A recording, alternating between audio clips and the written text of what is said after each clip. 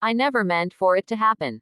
I didn't walk into my new job thinking I'd develop feelings for anyone, especially not my boss. But there he was. Jonathan Hale. Late 30s, sharp suits, warm brown eyes, and that calm, confident energy that made everyone in the office pay attention when he walked in. He wasn't just good looking. He listened, remembered names, and even noticed when someone was having a rough day. The first few weeks at the firm, I kept it professional. I admired him like anyone admires someone competent and charming. But the more time I spent around him, sharing coffee breaks, brainstorming late at night, hearing his easy laugh, the more I realized I looked forward to his texts. His voice. His presence. And then, one Friday, I saw her.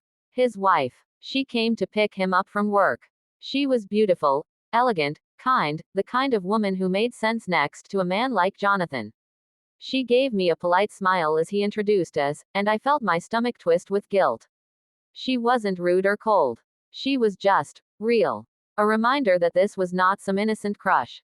This was a married man. Someone else's husband. I started pulling back, skipping extra projects that might keep me near him, avoiding eye contact. But Jonathan noticed. One afternoon, he caught me as I tried to slip out early.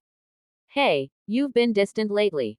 Everything okay? I hesitated, then forced a smile. Just trying to keep my focus. He studied me for a second. You don't have to shut everyone out to do that. His kindness made it worse. How could someone be so decent and still unknowingly stir so much in me? The real turning point came during a late meeting. The office was empty, and we were reviewing campaign ideas. He leaned over my shoulder, pointing at my screen, and for a second, I felt it again, that quiet thrill of being near him. I turned to say something and froze. Our faces were inches apart. We both paused, just for a second. Then he pulled back, cleared his throat. Good work on this, he said, standing up. Let's pick it up Monday. That weekend, I cried.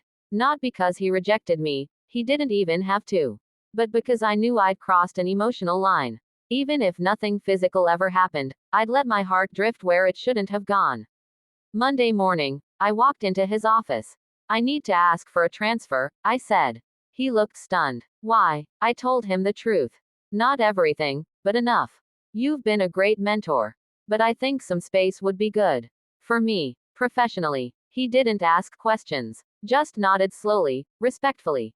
I'll support that. A week later, I was working with a different team. No more daily meetings. No more long glances. It hurt, of course it did.